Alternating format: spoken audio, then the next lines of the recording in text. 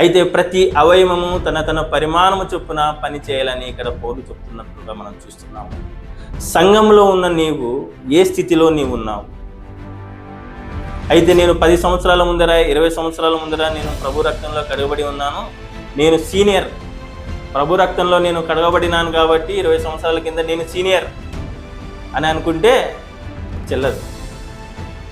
నీవు మొదటిగా విశ్వాస విషయంలో, దేవుని గురించిన జ్ఞాన విషయంలో ఏకత్వం పొందాలి. అలానే పరిశుద్ధత నుండి సంపూర్ణతలోకి నీవు రావాలి. సంపూర్ణతలో ఉన్న నీవు, క్రీస్తు శరీరమై ఉన్న నీవు సంఘంలో నీ యొక్క కర్తవ్యాన్ని నీవు నిర్వహించాలి. ప్రతి అవయవము తన తన పరిమాణము చొప్పున, నీ యొక్క పరిమాణం ఏంటో నీకే తెలుసు, దేవునికి తెలుసు. నీ పరిమాణం ఏంటో నీవు తెలుసుకొని, నీ యొక్క తలాంతులు ఏంటో నీవు తెలుసుకొని, నీవు ప్రభు యొక్క సన్నిధిలో నీవు పనిచేయి.